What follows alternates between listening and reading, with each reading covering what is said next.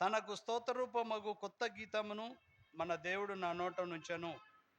అనేకులు దాన్ని చూచి భయభక్తులు కలిగి యెహోవా యందు నమ్మిక ఉంచెదరు.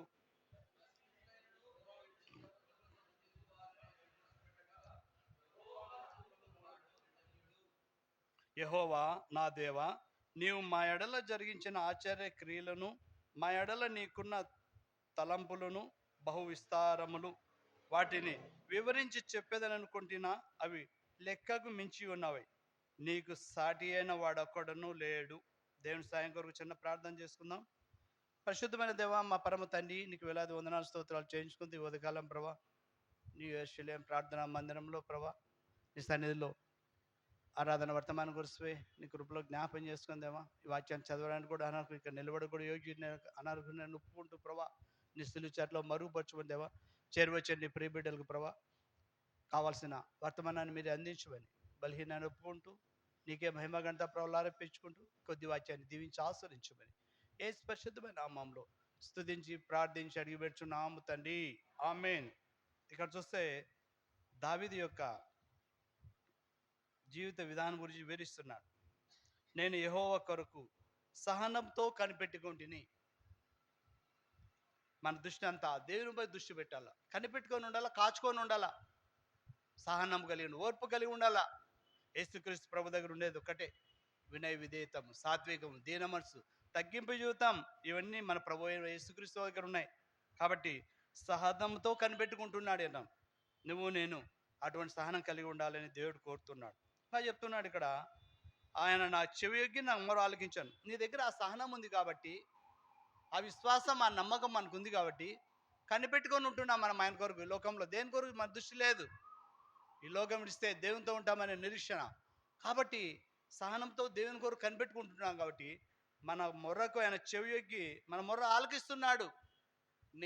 నువ్వు నేను చేసే ప్రార్థనలు, నువ్వు చేసే ఆరాధన, నువ్వు నేను చేసే కీర్తనలు నన్ను ఆలకించేవాడుగా, చెవి ఎగ్గేవాడుగా ఉన్నాడు నీ వైపు నా వైపు. నా ఇక్కడ చెప్తున్నాడు 2వ వచనం చూస్తే, నాశనమైన గుంటలో నుండి, నాశనకరమైన గుంటలో నుండి, జిగటగల దొంగ ఊపిలో నుండి ఆయన నన్ను పైకెత్తాను. నా పాదములు బండ మీద నిలిపి నా అడుగులు స్థిరపరచను. చూడండి, నాశనమైన గుంట, లోయ, లోకంలో ఉంటిమి, పాప లోకంలో, అంధకారంలో, చీకట్లో ఉంటిమి. అటువంటి అటువంటి జిగట ఊబి నుంచి ప్రభు నిన్ను నన్ను పైకి ఎత్తినాడు. ఎవరు నీకు నాకు చేయి పట్టిన అందించిన వాళ్ళు ఎవరు లేరు. ఆయనే నీకు కోట, కొండ, దుర్గం, కేడంగా ఉన్నాడు. నీకు నీ హస్తాన్ని బలపరిచే దేవుడుగా ఉన్నాడు. నీ పాదములు పడిపోయి కాలు జారి ఎక్కడో పడిపోయిన నిన్ను నన్ను నిలబెట్టాడు, స్థిరపరిచినాడు, బలపరిచినాడు. నేను క్రీస్తు అనే బండపైన మన అడుగులను స్థిరపరిచినాడు. నిన్ను నన్ను సంఘంలో ఒక అంగంగా చేశాడు.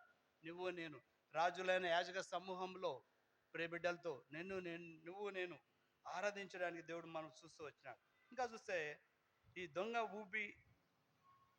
ఊబి జిగటగల గుంట చూస్తాం. ఆదికాండానికి రండి, 39వ అధ్యాయం. ఇక్కడ గుంటలు ఉన్నాయి. ఆదికాండం 39వ అధ్యాయం.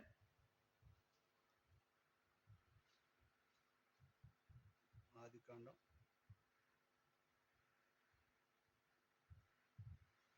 37 రండి, 37వ అధ్యాయం 20వ వచనం చూడండి. 20వ వచనం, నీవు చంపి ఇక్కడున్న ఒక గుంటలో పారవేసి దుష్టముఖం వీనిని తినివేయనని చెప్పుదాము.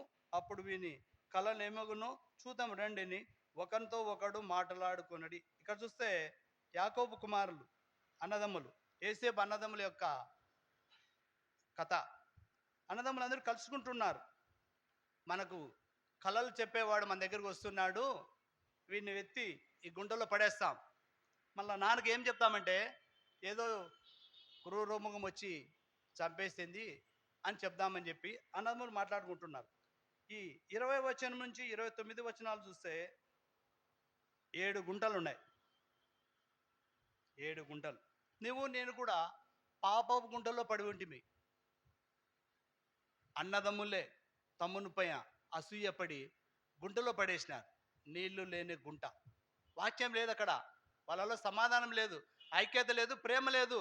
అందుకే అన్నదమ్మున్నే చంపాలని చూశారు. అయితే వాళ్ళ చిన్న సహోదరుడు వచ్చి ఎందుకన్నా మన తమ్ముని మన రక్త సంబంధికుడే, ఇతన్ని మనం చంపడం ఎందుకు అని చెప్పి పక్కన వాళ్ళకి అమ్మివేయడం జరుగుతుంది. ఏసేపును 20 తులాలు వెండి నాణ్యానికి అమ్మివేస్తారు. ఇక్కడ చూస్తే ఇటువంటి పరిస్థితి చూడండి. నువ్వు నేను కూడా అమ్మబడిన వారం, పాపానికి దాసులం, పాప కట్ల చేత బంధకముల చేత బంధింపబడి ఉండిమి. నువ్వు నేను ఆ పాప గోతిలో ఉంటిమి. నీకు నాకున్నటువంటి ఏసేపు అన్నదమ్ములకే ఉంది అటువంటి నమ్మకం, తమ్ముని చంపాలనే పగ, ప్రతీకారం. అది దేవుడు నిన్ను నన్ను ఆ పగ ప్రతీకారం నుంచి, ఆ గుంట నుంచి తప్పించినాడు. ఏసేపుని ఏ విధంగా లేవనెత్తినాడో నిన్ను నన్ను లేవెత్తినాడు. ఇదే ఆదికాండం 39వ అధ్యాయానికి రండి. 2-4 వచనాలు చూస్తే, యెహోవా ఏసేపుకు తోడై ఉండెను. అన్నదమ్ములు గుంటలో పడేసిన, అమ్మేసిన యేసుప్రభు తోడుగా ఉన్నాడు. నువ్వు నేను నీకు నాకు అంతే. యేసుప్రభు మన తోడు ఉండగా ఈ లోకంలో ఏ దాని పని చింత లేదు, దిగులేదు. భూమి వచ్చినా రాకపోయినా, మనకి రావాల్సింది ఇప్పుడు ఏం వచ్చినా రాకపోయినా ఆయన ఉన్నాడు మనకు. అదే యేసేపు చెప్తున్నా ఇక్కడ, అతను తోడుగా ఉన్నాడు ఆయన కనుక అతడు వర్ధిల్లుచు. యెహోవా అతనికి తోడై ఉండింది కాబట్టి యెహోవా అతన్ని సఫలం చేస్తూ వచ్చినాడు. ఆయన చేసే ప్రతి కార్యాన్ని విజయవంతం చేస్తూ వచ్చినాడు. నువ్వు నేను ఈ స్థితికి ఇన్ని సంవత్సరాల వయసు వస్తుంది. దేవుడు మనల్ని కూడా దేవుడు ఆ విధంగా నడిపి ఆయన కార్యాలను సఫలం చేసేవాడు ఉన్నాడు. 4వ వచనం చూస్తే, యేసేపు మీద అతనికి కటాక్షం కలిగను, పరిచర్య చేయువాడుగా ఉన్నాడు. తన ఇంటి మీద విచారణకర్తగా అతను నియమించి తనకు కలిగిందంతా అతనికి అప్పగించినాడు. ఒక రాజు ఎక్కడి నుంచో వచ్చాడు. మనం చూస్తే ఏం ఆలోచిస్తామంటే ముందు కులము గోత్రం ఆలోచిస్తాం. కానీ యేసేపు పోతీఫర్ ఇంటికి వచ్చినాడు. పోతీఫర్ ఇంటికి వస్తే పోతీఫర్ అధికారం ఇచ్చేసినాడు. నేను నా కుటుంబంలో అన్ని నువ్వే మెయింటైన్ చేయండి. నువ్వు నేను దేవుడు రాజులని రాజ సమూహంలో సంఘంలో నన్ను ఒక అంగమ్మ చేశాడు. నీకు నాకు ఒక రక్షణ పాత్రగా దేవుడు మనల్ని ఏర్పరచుకున్నాడు. ఇదే చూస్తే ఇది ఆదికాండం 49వ అధ్యాయం రండి. ఇదే ఆదికాండంలోనే 49వ వచనంలో 49, 22వ వచనం, యేసేపు ఫలించేడు కొమ్మ, ఊట యొద్ద ఫలించేడు కొమ్మ, వాని రెమ్మలు గోడ మీద ఎక్కి వ్యాపించను. చూడండి, నన్ను ఫలించేడు కొమ్మగా చేశాడు దేవుడు. యేసేపుని ఏ విధంగా అన్నదమ్ములు అసహించుకొని అన్నదమ్ములు అమ్మేసినారో, అయినా కూడా యేసేపును ఫలించేడు కొమ్మ అయినాడు. ఫలిస్తున్నాడు. రాజ్యం మీద అధికారం ఉంది, ఇంటి మీద అధికారం, సంఘం మీద అధికారం. నీకు నాకు ఆ బాధ్యత, కర్తవ్యం, విధి దేవుడు ఇచ్చాడు. అదే ఇక్కడ చెప్తున్నాడు, ఊట యుద్ధ ఫలించేడు కొమ్మ, నీరు సమృద్ధి వాక్యం, 24 గంటలు దేవుని వాక్యం, అపోస్తుల బోధ, సహవాసం, రొట్టె విరుచుట, ప్రార్థన, ఎడతెగని సహవాసం. ఇటువంటి సహవాసములు నువ్వు నేను ఉండడానికి దేవుడు మనల్ని ఏర్పరచుకున్నాడు. బావి దాని రెమ్మలు చూస్తే గోడ మీదకి ఎక్కి వ్యాపిస్తున్నాయి. దేవుని వాక్యం ఆ విధంగా విస్తరిస్తున్నది. మీ సహవాసం, మీ పరిచయం కూడా విస్తరింప చేయాలనేది దేవుని యొక్క ఉద్దేశం. యేసేపు ద్వారా ఇంత కార్యాన్ని చేస్తూ వచ్చాడు. ఇంకా చూస్తే ఇదే నిర్గమకాండానికి రండి. నిర్గమకాండం 35వ అధ్యాయం. నిర్గమకాండం 35వ అధ్యాయం మొదటి 3 వచనాలు చూడండి. 35వ అధ్యాయం మొదటి 3 వచనాలు చూడండి. మోషే ఇశ్రాయేలు సర్వ సమాజం పోగు చేసి, మీరు చేయనట్లు యెహోవా ఆజ్ఞాపించిన విధులు ఏమనగా 6 దినములు పనిచేయవలను, 7వ దినం మీకు పరిశుద్ధ దినం, అది యెహోవా విశ్రాంతి దినం. దానిలో పనిచేయి ప్రతివాడును మరణ శిక్ష నందును. వారమునకు 7 రోజులు, 6 రోజులు పని చేయాల, 7 రోజులు పని చేయకూడదు. పని చేసినా మగవాళ్ళ దేవునికి విరోధంగా పని చేస్తే నువ్వు మరణ శిక్షకు పాత్రుడుగా చెప్తున్నాడు. విశ్రాంతి దినమున మీరు మీ ఇళ్లలో ఎక్కడనున్నా అగ్ని రాచబెట్టకూడదని వారితో చెప్తున్నాను. ఇంట్లో పోయి మంటేయకూడదు అని, మనం వంట చేయకూడదు, విందులు వినోదాలు చేయకూడదు. పరిశుద్ధ దినం, దేవునికి ఇష్టమైన దినం, ఆయన సంతోషపెట్టే దినం. ఒక పూట ఇంట్లో మన ఇంట్లో వంట చేయకపోయినా, ఒక పూట తినకపోయినా దేవుణ్ణి గణపరిచే దినం పరిశుద్ధ దినం. 7వ దినం ఆదివారం అంటే పరిశుద్ధ దినం, సెలవు దినం కాదు. టూర్లకు, పిక్నిక్లకు, ఎక్కడైనా పోవడానికి కాదు దేవుడు ఇచ్చేది. దేవుని స్తుతించాలి, దేవుని గణపరచాలి, దేవుని మహింపరచాలని ఇచ్చాడు. ఇంకా ఇక్కడ చూస్తే ఇదే కీర్తన గ్రంథానికి రండి, 49వ అధ్యాయం. కీర్తన గ్రంథం 49వ అధ్యాయం. కీర్తన గ్రంథం 49వ అధ్యాయం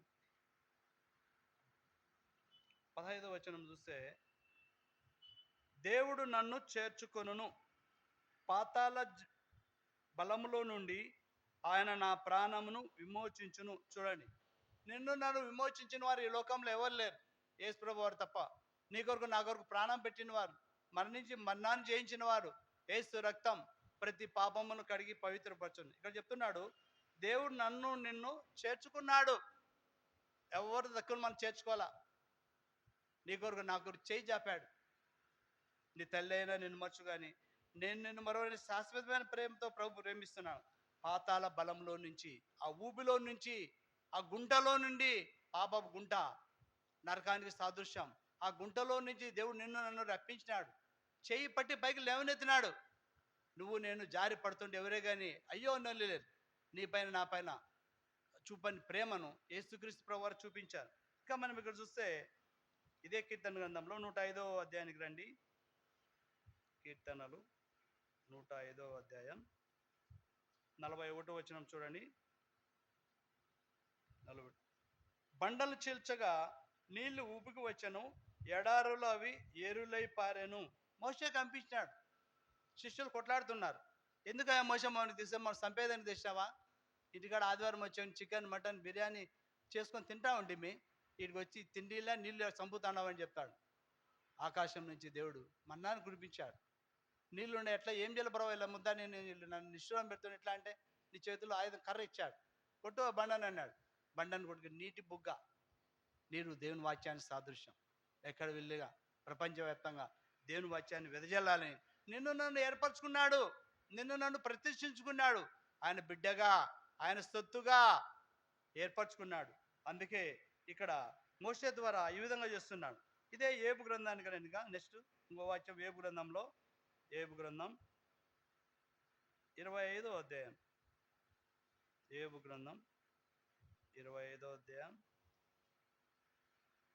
25వ అధ్యాయంలో 19వ వచనం చూడండి. 25 లేదు,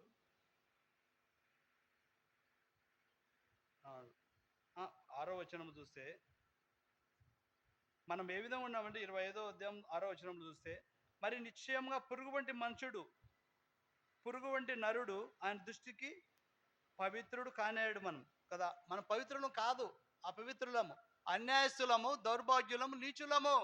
మన దేవుడు నిన్ను నన్ను పరిశుద్ధంగా ఏర్పరచుకున్నాడు. నేను పరిశుద్ధులైన ప్రకారం మీరును పరిశుద్ధులై ఉండండి, సమస్త ప్రవర్తన యందు పరిశుద్ధులై ఉండాలని దేవుడు రాజులైన యాజక సమూహంలో నిన్ను నన్ను ఏర్పరచుకున్నాడు.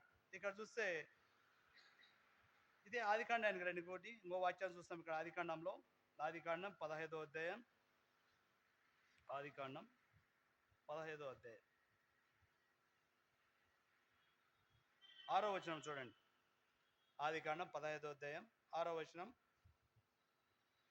అతడు యెహోవాను నమ్మెను, ఆయన అది అతనికి నీతిగా ఎంచబడింది. అబ్రహాము దేవుని నమ్మాడు, అది నీతిగా ఎంచబడింది. అబ్రహమా, ఈ దేశం విషయం పో అంటే వెళ్ళినాడు. అబ్రహమా, నీ కలిగి ఉన్న నీ ప్రియ కుమారుడు, ముద్దు కుమారుడు, ఏకైక కుమారుని బలి అన్నీ ఇచ్చినాడు. ఇదండి దేవుని పిలుపు అంటే. దేవుని వాక్యాన్ని భయపడడం, విధేయత చూపడం అంటే ఇది. ఆజ్ఞ అతిక్రమమే పాపం. చూస్తూ వచ్చాం మనం బైబిల్లో. ఇక్కడ చూస్తే అబ్రహాము దేవుని మీద విశ్వాసం ఉంచాడు. ఆయన గోల్ అంతా ఒకటే, దేవుని చిత్తాన్ని నేను నిర్వర్తించాలా, ఆయన ఉద్దేశాన్ని సఫలపరచాలా, ఆయన కార్యాలను నేను ముందుకు తీసుకువెళ్ళాలా, ఆయన చెప్తే ఆయన పిలుపుకు లోబడడం అనేది అబ్రహాంలో ఉన్నది. ఈ యొక్క అబ్రహాం విషయం చూస్తే హెబ్రీలు రాసిన పత్రిక చూడండి. హెబ్రీలు రాసిన పత్రిక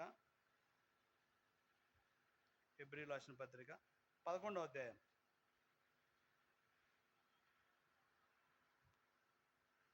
ఇక్కడ చూస్తే 11వ అధ్యాయంలో 24 సార్లు విశ్వాసం అనే వాక్యం వస్తుంది మనకు. విశ్వాసం అనేది ఈ 11వ అధ్యాయంలోనే 24 సార్లు ఉన్నది. ఆ అధ్యాయం ఎంత బలమైందో చూడండి. అబ్రహాం ఎందుకు అంత ఆశీర్వదించబడినాడు? అన్ని విషయాల్లో సమస్త ప్రవర్తన యందు ఆయన చేయు ప్రతి పనిని కూడా దేవుడు ఆశీర్వదించినాడు. ఇదే హెబ్రీయులకు రాసిన పత్రికలో చూస్తే ఆదికాండంలోనే 24వ అధ్యాయం చూడండి.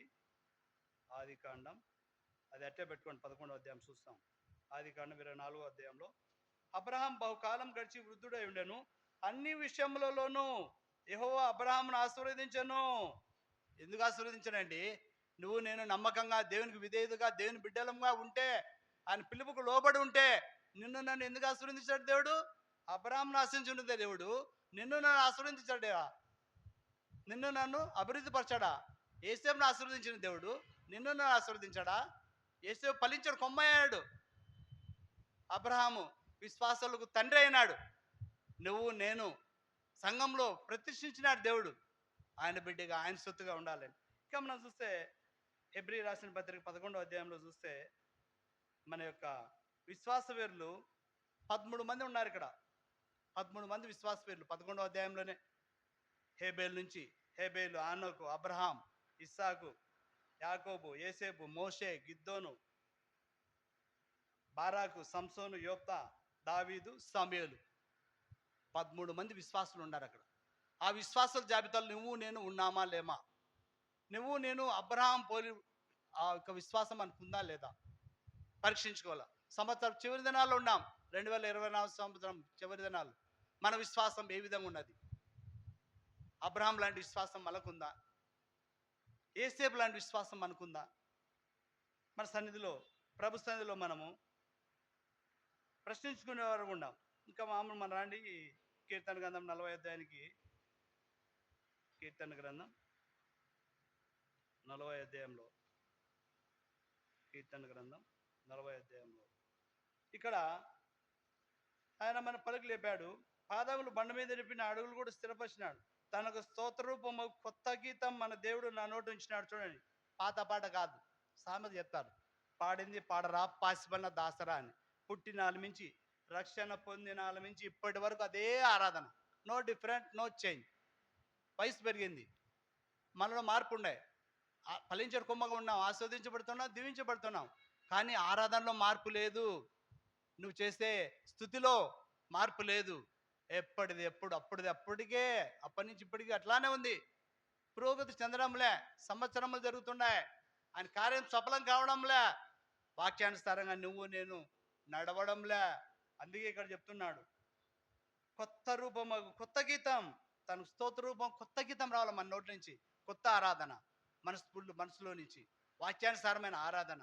ఒక్క మాటలో అయినా దేవుని ఆరాధిస్తే అటువంటి ఆరాధన ద్వారా దేవుని సంతోషపెట్టేవాడుగా ఉంటాడు. ఇంకా ఇక్కడ చూస్తే అనేకులు దాన్ని చూసి భయభక్తులు కలిగి యెహోవా నమ్మికిచ్చినారు. అబ్రహాం లాంటి విశ్వాసం నీకు నాకుంటే నిన్ను నన్ను చూసి అనేక మంది నమ్మాల. క్రైస్తవరాలు, విశ్వాసరాలు, హెబ్రోన్ ఫెలోషిప్ పలానా సహోదరుడు అంటే మన సాక్ష్యమే మన బలపరుస్తుంది, పోషిస్తుంది, నడిపిస్తుంది. ఇక్కడ చూస్తే అనేక మంది లక్ష్య పెట్టారు ఆయన పైన, నమ్మినారు అనేక మంది. అబ్రహాం ఎట్లా నమ్మినాడో నువ్వు నేను అనేక మంది ప్రభును పట్టి ఆయన ముందు లక్ష్య పెట్టి నమ్మినారు. చివరిగా చూస్తే అక్కడనే యెహోవాను నమ్ముకొని వాడు ధన్యుడు. లోకంలో ఉండే వాళ్ళు అందరూ ధన్యులు కాదు. పరిశుద్ధమైన గ్రంథంలో 12 మంది ఉన్నారు ధన్యులు. నువ్వు నేను ఆ ధన్యురాలుగా ఉన్నామా లేదా? ధన్యుడమైతే దేవుని ఆరాధించాలి, ధన్యురాలు అయితే దేవుని స్థుతించాలా, మహింపరచాలి. భూలోకంలో నిన్ను నన్ను ఏర్పరచుకున్నందుకు దేవునికి పరలోకంలో సంతోషం. భూమి మీద నేను ఏర్పరచుకున్న నా ప్రియబిడ్డలు, నేను స్వరక్తం ఇచ్చి కొన్నా, వాళ్ళను విలువబెట్టి కొన్నా, నన్ను కీర్తిస్తున్నారు, మహింపరుస్తున్నారు. నేను వారి ఆరాధన వినాలని ఆకాశం వైపు కన్ను, మన దృష్టి మనపై ఉంచాడు. ఆయన చెవులు మనపై తట్టినాడు. భూలోకంలో రాయచోటి ఏజీ గార్డెన్లో, న్యూ జెరూసలేం ప్రార్థనా మందిరం వైపు దృష్టి పెట్టాడు. నువ్వు నేను ఏ విధంగా ఉంటున్నాం? ప్రభు సన్నిధిలో వస్తున్నాం, దేవుని సన్నిధిలో ఉంటున్నాం, నిందారహితంగా, దోషం లేని వారముగా, పాపలలో చేరగా, ప్రత్యేకంగా ఉన్నవారముగా. ప్రభుని నన్ను పోలి నడుచుకోమని చెప్పాడు ప్రభు. ఆయన పోలి నడుచుకునే వారముగా ప్రభుని గణపరిచి కీర్తించాలని ప్రభు కోరుతున్నాం. ఇక్కడ చూస్తే యేసేపు సందర్భం వచ్చింది. బైబిల్లో ఎంతమంది ఉన్నారు యేసేపులు? ఎవరైనా చెప్పగలరా? ఏసేపులు ఎంతమంది ఉన్నారు? మరియా ఏసేపు మరియా ఏసేపు పుట్టిన యేసుప్రభు అదే కాదు, 5 మంది ఏసేపులు ఉన్నారు బైబిల్లో. ప్రభు సన్నిధిలో అవకాశం వస్తే ప్రభు సన్నిధికి గుర్తురి ఆ 5 మంది గురించి మీకు వివరిస్తాను. కాబట్టి ఇప్పుడు మనము ప్రభుని ఈ విధంగా గణపరుస్తాం, కీర్తిస్తాం, మహింపరుస్తాం. విన్న వాక్యాన్ని బట్టి ఎప్పటి నుంచో ప్రారంభం నుంచి సంవత్సరం వరకు చివరి వరకు అదే ఆరాధన కాదు. దావీదు నోట్లో కొత్త గీతం ఇచ్చాడు. నీ నాట్లో నోటి నుంచి కూడా కొత్త గీతం ద్వారా కొత్త ఆరాధన, స్తుతి, మహిమ, ఘనత ప్రభుకు చెందాలా, నీకు నాకు కాదు. ఇక్కడ వచ్చింది మనం ప్రభుని గణపరచడానికి, ప్రభుని కీర్తించడానికి. ఒక్క చరణంతోనైనా దేవుని మహింపరచడం ద్వారా ప్రభు సన్నిధిలో మనము ఆస్వాదించబడే వారంగా ఉంటాం. ఆ విధంగా ఉండడానికి దేవుడు మనకు కృప దయచేయను కాక. దేవుడి కొద్ది వచ్చాన్ని దీవించుడుగా. అందరం లేచి ఒక పాట పాడిన తర్వాత ఆరాధనలోకి వెళ్తాం. పాట సంఖ్య 21.